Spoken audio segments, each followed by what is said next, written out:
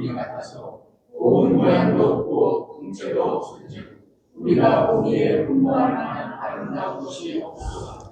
그는 멸시를 받아 사람들에게 버림받았으며 간고를 많이 겪었으며 질고를 아는 자라.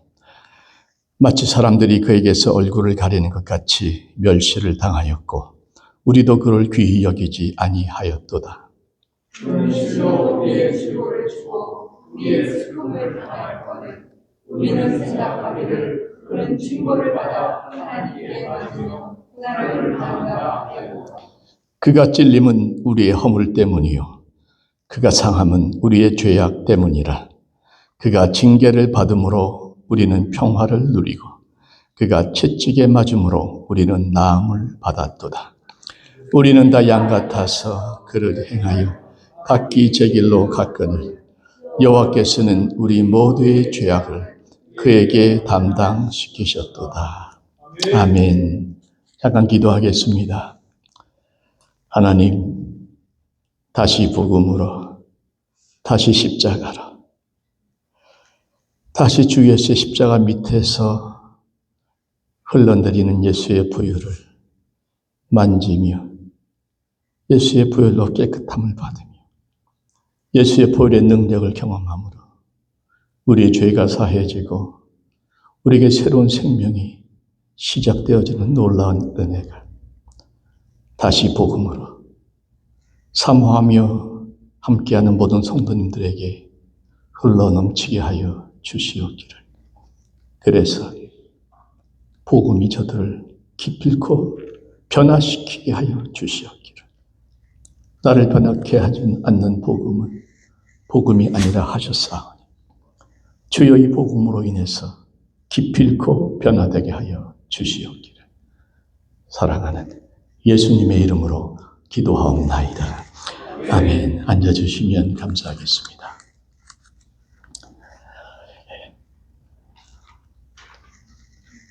베데스다 연못에 38년 된 병자가 있었습니다. 날 때부터 유대인이었고 유대인이다 보니까 날 때부터 하나님을 당연히 믿었죠. 그리고 날 때부터 안진병이었고 날 때부터 메시아를 간절히 기다렸습니다. 그런데 그는 38년 동안 병이 낫지 않았습니다. 왜 그렇습니까? 이유는 간단합니다.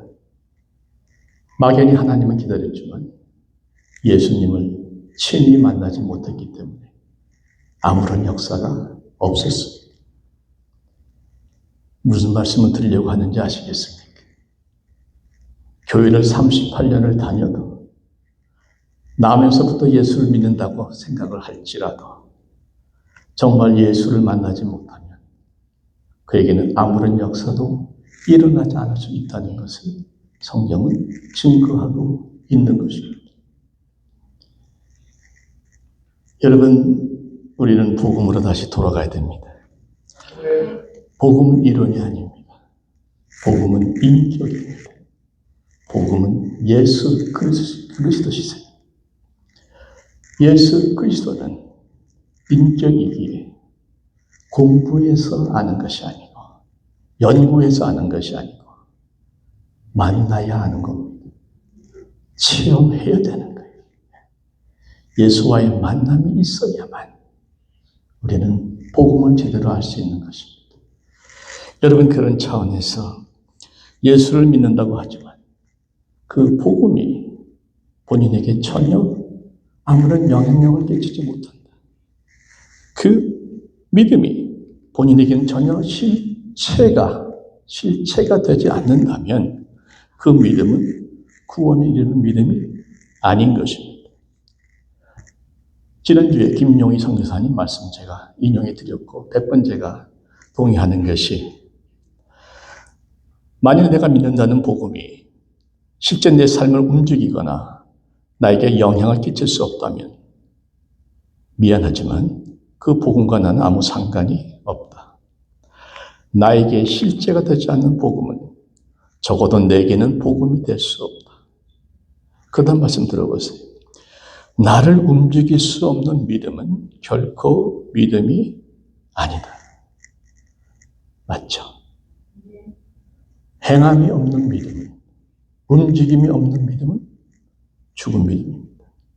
그 믿음은 우리를 능히 구원하지 못합니다. 그분의 결론이죠. 나를 변화시킬 수 없는 복음은 더 이상 복음이 아니다. 여러분께 묻겠습니다. 예수님 믿으십니까?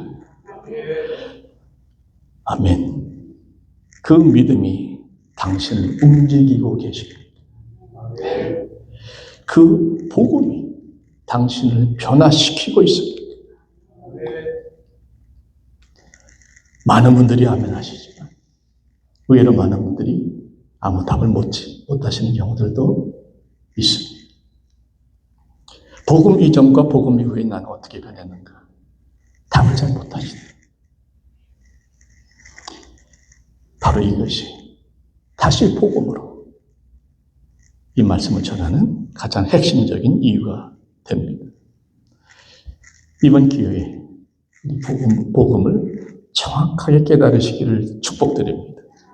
그 복음으로 내 믿음의 실체를 한번 철저하게 파헤쳐보자. 내가 예수를 믿는다고 지금 수십 년을 살아왔는데 내 믿음의 실체는 무엇이냐? 그 믿음이 나를 어떻게 변화시켰는가? 그 믿음이 나를 어떻게 움직여왔는가? 믿음의 열매는 무엇인가? 과연 내 믿음은 살아있는 믿음이요? 구원에 이르는 믿음인가?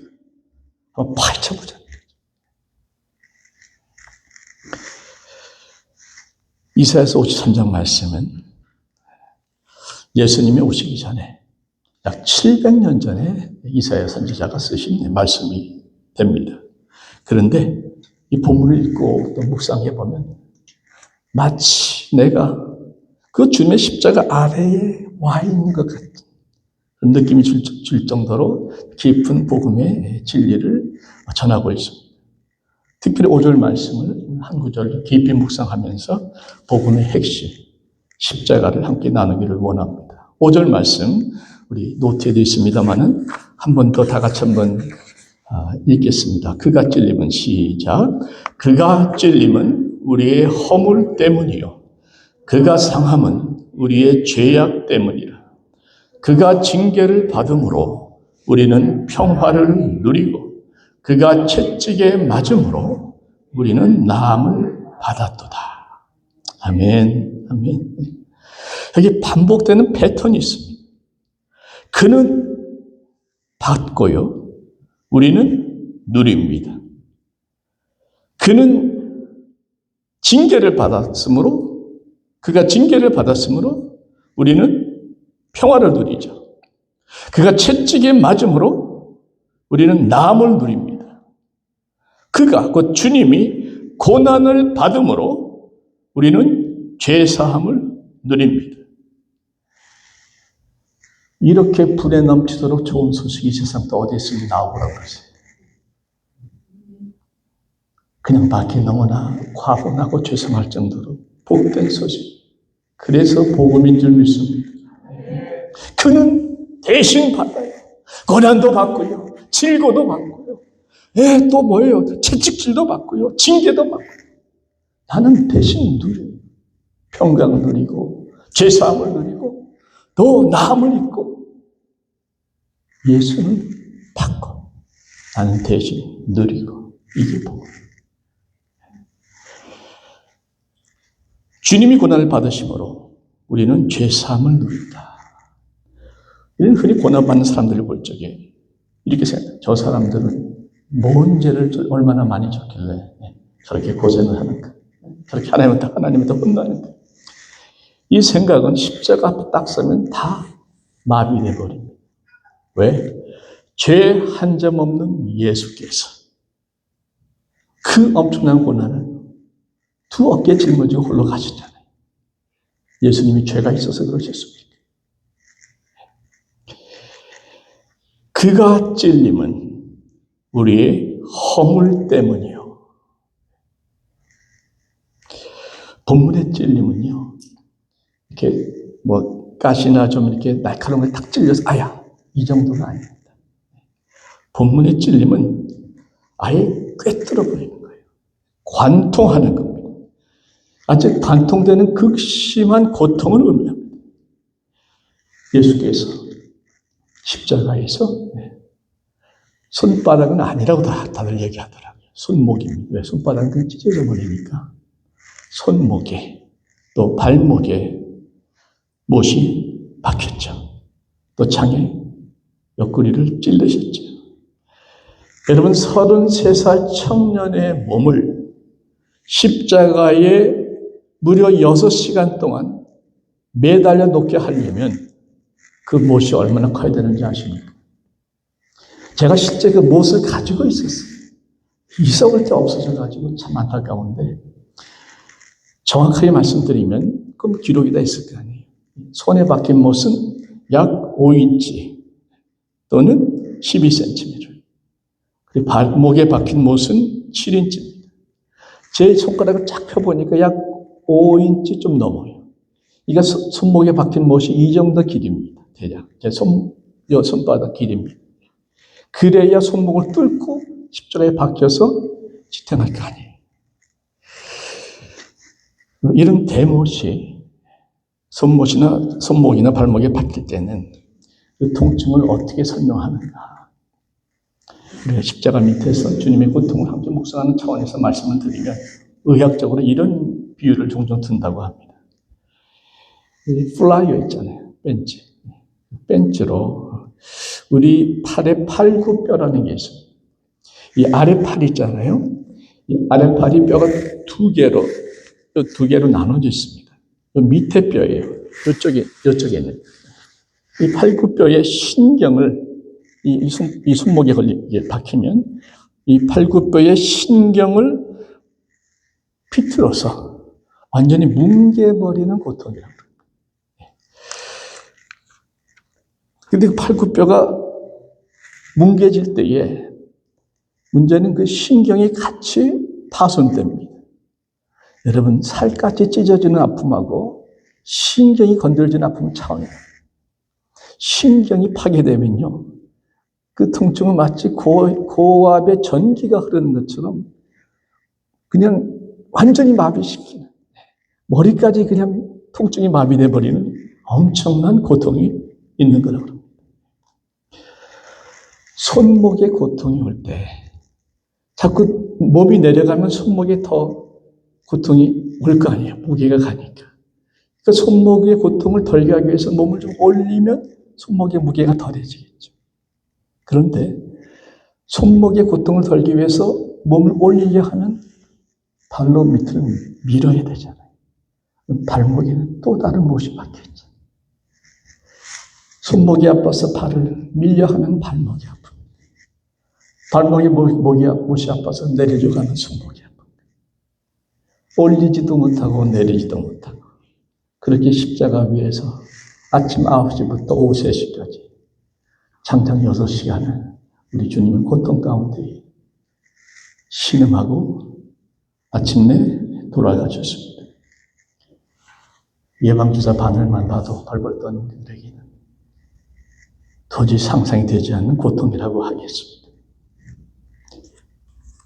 그런데 본문은 말하죠. 그가 찔림은 우리의 허물 때문에.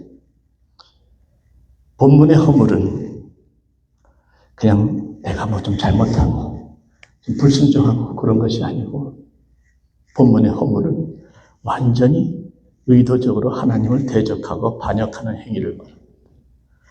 왜 아담과 하와의 그 죄가 큰 것인가 하면 결론적으로 그들이 하나님의 사랑과 권위에 대적하고 반역했기 때문에 그렇게 된 거죠. 여러분, 그렇게 하나님을 대적하고 반역하면 그 단계는 하나님과의 관계의 단절입니다. 하나님과의 관계가 단절되면 그 다음 단계는 죄와 사망과 고통입니다. 더 들어가서 결국은 형벌이요 영원한 멸망입니다. 이 모든 과정이 있는데 우리 예수께서 대신 손과 발이 찔리심으로 인해서 우리 대신 그 사망과 고통을 당하심으로 인해서 우리 허물의 대가를 우리 주님께서 온몸으로 치러주신 것. 우리 믿으시면 아멘 하십시다. 그가 상함은 우리의 죄악 때문이라. 여기 상한다는 것도요, 대충 아픈 게 아니더라고요. 찾아보니까 원뜻은 짓눌리다, 부서지다, 철저히 짓밟히다, 분쇄한다, 갈아뭉갠다는 거죠. 그 단순한 고통을 넘어서 뼈가 짓눌리고 부서지는 거예요. 철저하게 빠개지는 고통을 의미합니다. 이 고통은 육적인 고통도 있지만 정신적인 고통, 영적인 고통을 다 포함하고 있습니다.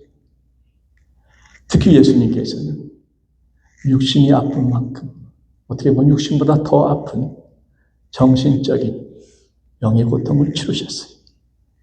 3절에 보시면, 다 같이 보십시오. 3절에.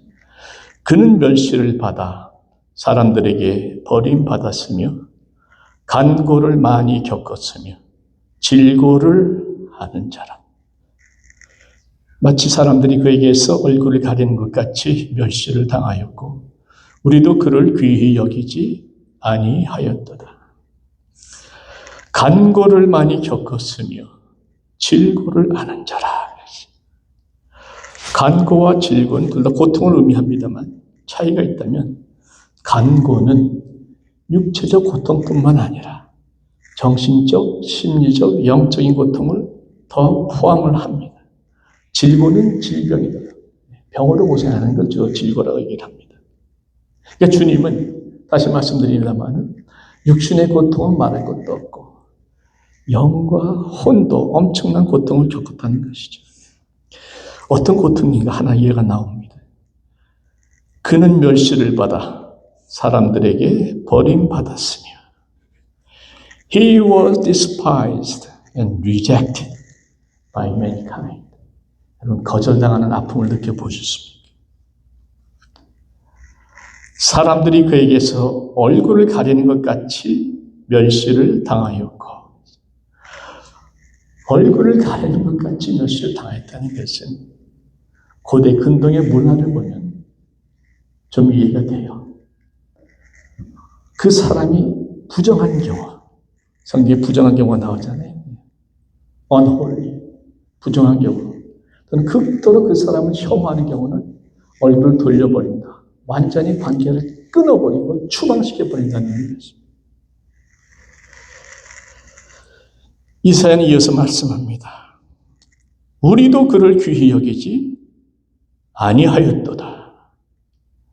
우리마저도 갑자기 이사야는 이스라엘 백성을 얘기하다가 우리라고 얘기해요. 이 우리 안에는 우리도 포함되어 있다고 믿습니다. 저와 여러분마저도 예수를 멸시해버렸다는 거죠. 이스라엘 백성뿐만 아니라 지금 여기 있는 우리도 그를 무가치하게 여겼다. 그 말씀이 성경에 있습니다. 자기 땅에 오매 자기 백성이 영접하지 아니하였으나. 여러분, 거절당한 고통 참 쓰리고 아픕니다. 여기서 한 가지 제가 여러분들에게 전해드리고 싶은 말씀이 하나 있습니다. 말씀을 준비하면서 그런 생각해봤어요. 정말 주님의 고통은 상상을 초월하는, 내가 도저히 감을 잡을 수 없는 엄청난 고통인데 정말 꼭 그렇게까지 하나님께서 하셨어야 했을까? 이런 마음이 문득 들더라고요. 묵상을 좀 해봤습니다. 그렇게까지 고통과 즐거움과 슬픔과 아픔을 겪으셔야만 했습니다.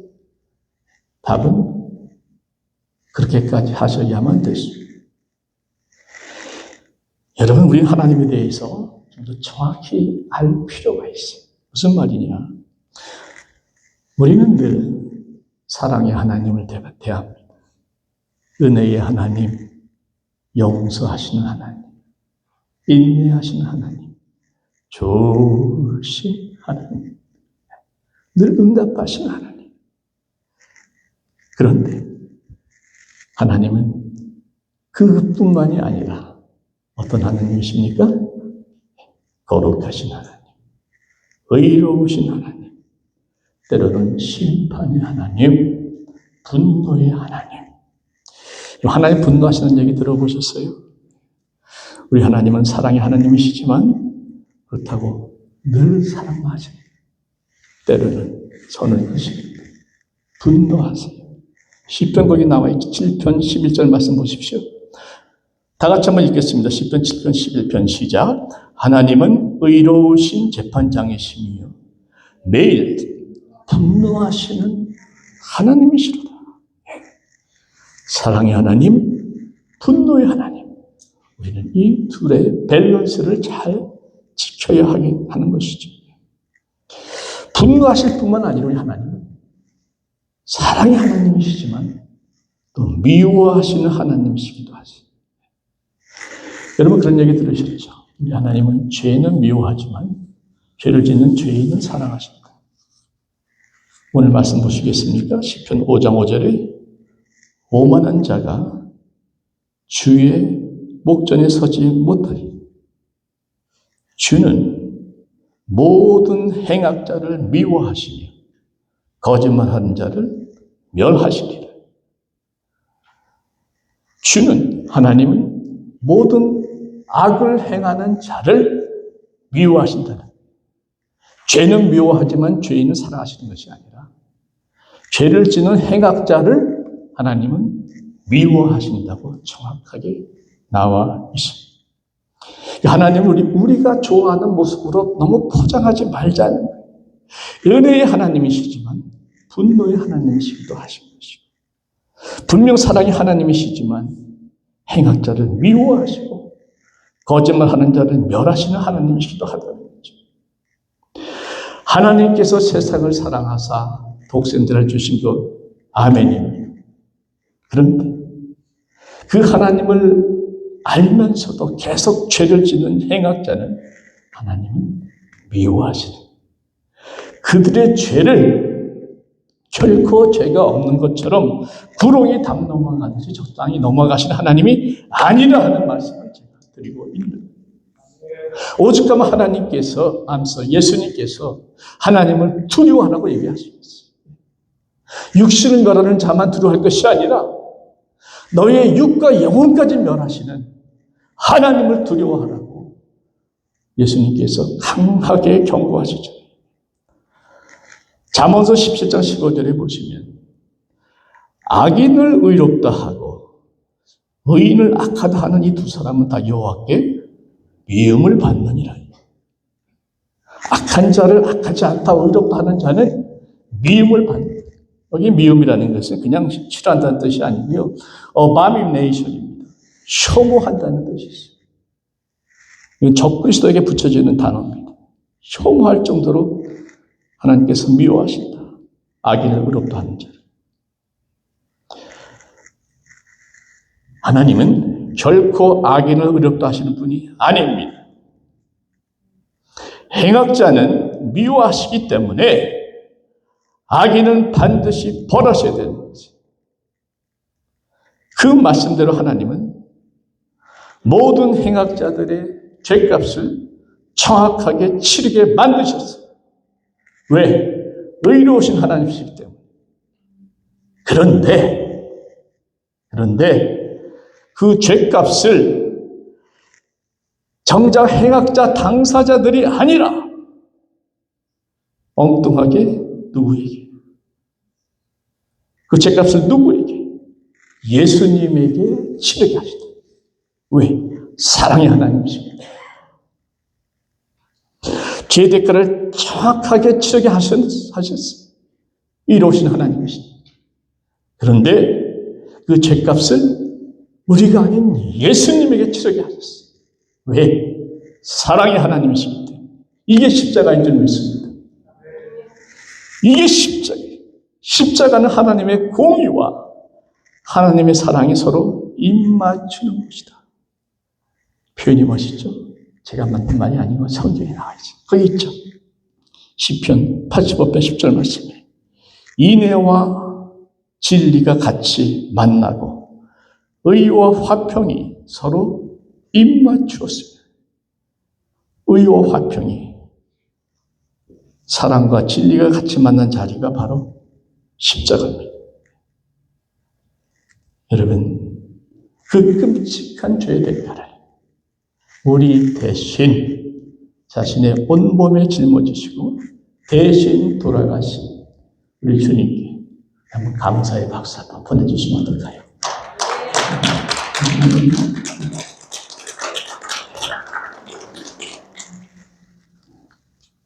지난주에 말씀 묵상을 할 때에 주님께서 빌라도 법정에서 재판받는 장면이 나옵니다.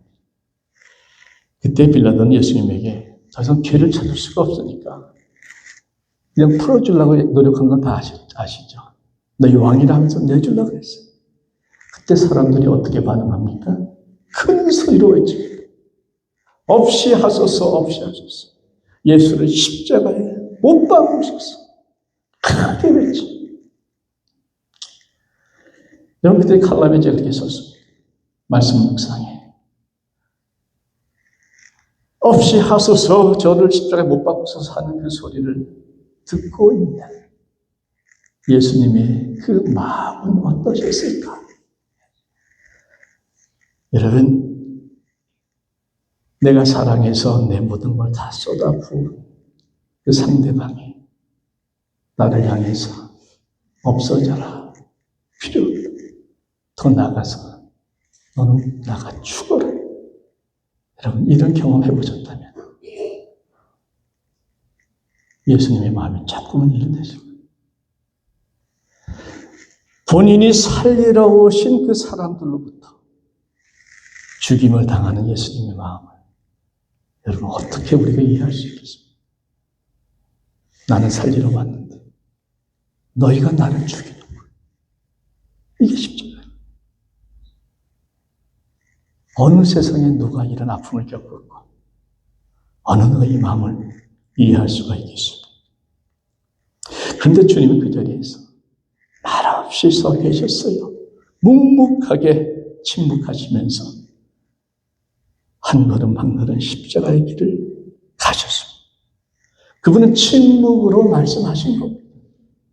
그래, 너희가 나를 못 박는구나. 너희가 나를 없애려 하는구나. 그래도 나는 너희를 사랑하기에, 그래도 나는 너희를 살리기 위해 너희 대신에 내가 십자가에서 죽겠다는 말 없는 주님의 메시지 아니겠습니까? 자신을 버린 자를 끝까지 버리지 않고 붙잡아 주신 예수님의 사랑이요. 자신을 죽이려는 자를 끝까지 살리신 예수님의 사랑이요. 나를 살리려고 대신 죽으신 주님의 사랑. 여러분, 이 사랑이 여러분의 마음속에 울려 퍼지지 않는다면 여러분은 아직 복음을 모르는 거예요. 우리가 아직 죄인 되었을 때 그리스도께서 우리를 위하여 죽으심으로 하나님께서 우리에 대한 자기의 사랑을 확증하셨느니라. 예수님을 십자가에 못 박은 것은 로마권인도 아니고 유대인들도 아니고 우리의 허물이요, 우리의 죄입니다.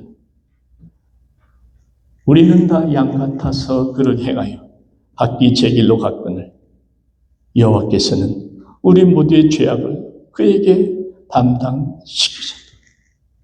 그에게 담당시키셨다. 주님을 못 박은 것은 우리의 정욕이요, 우리의 불순종이요, 우리의 교만이요, 우리의 영적 무지요, 영적 나태함입니다. 여러분, 진짜 회개는 주님을 못 박은 그가 바로 나라는 것을 온 마음으로 받아들일 때에 회개는 시작이 됩니다. 여러분께 묻고 싶어요. 이 기회 아니면 언제 또 보겠습니까? 당신은 십자가를 여전히 남의 이야기로 듣고 있습니까? 아니면 이젠 나의 이야기로 들려줍니까? 십자가가 더 이상 교리가 아니라 나의 이야기로 들리기 시작할 때 우리는 복음 안에서 변화될 수 있는 줄 믿습니다. 그가 찔림은 나의 허물 때문이요, 그가 상함은 나의 죄악 때문이라는 이 말씀. 내가 나의 진실한 고백으로 토해낼 때 그때 회개가 시작이 되는 거예요. 더 이상 교리가 아닌 고백이 돼야죠. 회개는 단순히 눈물 흘리는 것이 아니고 회개는 십자가 앞에서 더 이상 변명하지 않는 거예요. 저 사람 때문에, 어쩔 수 없는 환경 때문에, 과거에 받은 상처 때문에, 이런 얘기는 예수의 보혈이 흐르는 십자가 아래에 서면 다 멈추게 됩니다. 그리고 이렇게 고백하게 됩니다. 주여, 저 때문입니다. 주여, 저의 죄가 주님을 못 박았습니다. 제가 박혀야 될 그 십자가에 주님이 대신 박히십니다. 주님, 너무 죄송합니다. 그리고 감사합니다. 이 고백이 있을 때 우리는 비로소 십자가를 체험하는 줄 믿습니다. 이 고백이 진심일 때 우리는 복음으로 변화되기 시작합니다. 십자가가 더 이상 남의 이야기가 아니고 교리가 아니고 나의 이야기로 들려지는데 여러분, 회개와 감사와 변화가 시작되는 줄 믿습니다. 그렇게 되시기를 축원드립니다. 예, 할렐루야. 딱 박자를 맞춰서 저를 듣다. 여러분, 영화 타이타닉에 보면 참 마지막 순간을 맞는 사람들의 감동스러운 장면들이 여러 개 나와요. 그 중에 한 부부가 있습니다. 침대에 누워서 두 부부가 나란히 손을 잡고 마지막을 맞습니다. 실제 있었던 부부의 이야기입니다. 그 부부의 이름은 이시도어 스트라우스하고 아이다 스트라우스인데 실제 인물이 당시 메이스 백화점의 공동 소유주였다. 상당히 부자였는데 마지막 순간을 맞았죠. 당시 타이타닉호에는 약 2224명이 탑승했는데 생존자는 710명입니다. 당시 원칙이 뭐예요? Women and Children First. 그러다 보니까 여자의 생존율은 훨씬 높죠. 74%입니다. 여자를 다 먼저 구명보에 태웠어요. 근데 왜 100%가 아니라 74%인가? 나머지는 나는 내 남편과 함께 죽겠다고 구명보 들기 거절한 아내들이었어요. 여러분, 그 스트라우스 부부는 마지막에 침대에 나란히 누웠을 적에 그 아내가 그 탑승을, 구명보 탑승을 거부하면서 이렇게 말했다고 했죠. 당신과 나는 평생을 함께 살아왔습니다. 죽을 때도 함께 죽기 원합니다. We live life together and we die together. 그리고 차가운 바닷속으로 함께 잠겨 들어갔습니다. 우리 권사님들에게, 여집사님들에게 한번 묻습니다. 우리 인생의 배가 가라앉아 갈 때 여러분 중에서 We live together, we die together 하면서 남편 곁에 끝까지 남겠다 하는 분들만 양심의 손을 조용히 드시기 바랍니다. 아멘. 양심의 손을 드셨어요. 네.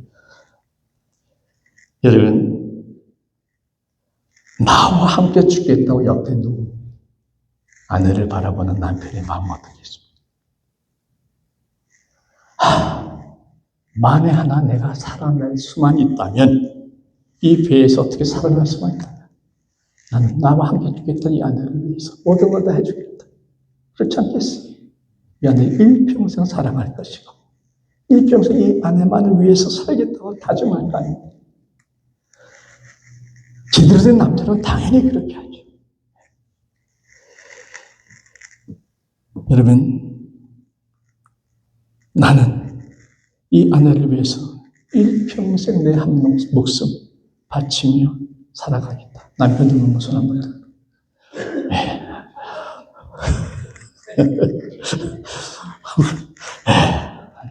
할렐루야, 우리 한 장만. 예. 이건 여기서 끝나야 돼요. 아직도 또 집에 가면서도 싸우지 마셔. 그때 왜 또, 내가 갑자기 불안해지네. 제가 드리는 말씀은 이겁니다. 우리 인생의 배가 죄의 무게로 인해서 점점 가라앉아 갈 때, 점점 깊은 곳으로 가라앉아 갈 때, 죽음의 늪으로 가라앉아 갈 때, 우리 주님이 찾아오셨어요. 그리고 우리를 그 배에서 끌어내서 건져 주셨고, 그 자리에 대신 주님이 들어가셨습니다. 그러시면서 말씀하시기를, 내가 너 대신 죽을 테니 너는 나 대신 살아라. 대신에 내 죽음과 맞바꿀 수 있을 만한 가치 있는 삶을 살아라. 이게 주님의 메시지였습니다. 이게 복음입니다. 복음을 정리해드립니다. 죽을 이유 하나 없는 예수가 나를 위해 죽으심으로 죽어야만 할 내가 예수를 위해 살게 된 것이 이게 복음. 한번 따라합시다. 죽을 이유 없는 예수가 나를 위해 죽음으로 죽어야 될 내가 예수 위해 살게 된 게 복음. 여러분의 나머지 여생은 이제는 주님의 죽음과 맞바꿀 만한 가치 있는 삶을 사십니다. 그게 주님의 뜻을 이루는 거예요. 주님을 위해서 살려면 가장 먼저 해야 되겠어요. 주님과 함께 사시는 거예요. 주님과 함께 살면 그것이 주님을 위한 삶으로 연결돼요. 여러분 부탁드려요. 정말 여러분들이 호소합니다. 매일매일 하루의 첫 시간을 주님께 드리십시오. 하루의 첫 시간을 주님과 함께 하십시오. 기도로, 말씀 묵상으로 하루의 첫 시간을 주님께 드리세요. 뭐 인생이 그렇게 바쁘셔서, 뭐가 그렇게 분주하셔서 하루에 1시간 못 드리세요.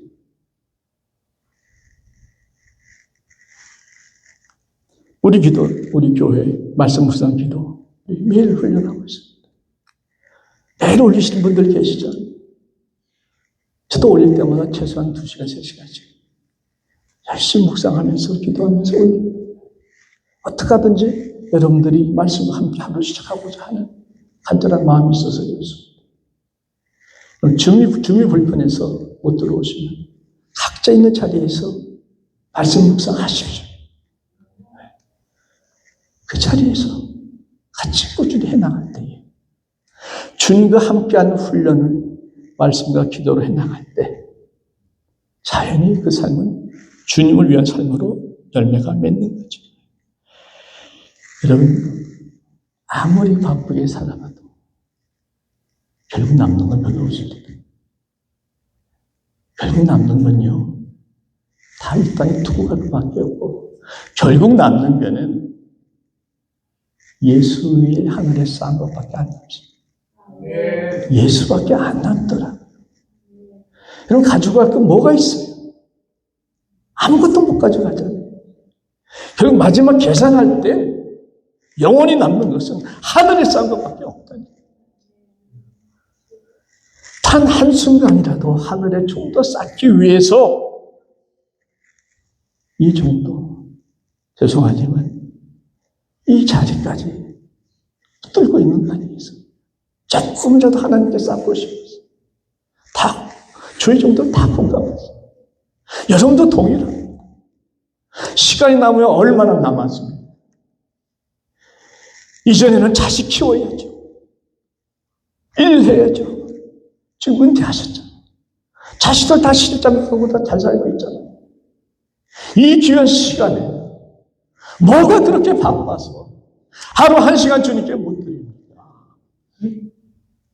주님과 함께하는 훈련이 있어야만 주님을 위한 삶이 되는 것이고, 그럴 때에 주님의 죽음과 맞바꿀 만한 가치 있는 삶이 우리에게 이루어진다는 것을 저는 너무나 절실히 느끼기 때문에 여러분들에게 화를 내는 게 아니라 호소하고 있는 주님의 마음으로 내 헛된 곳에 다 풀리고 거두지 못할 곳에 다 저렇게 헛것을 하고 다닙니다.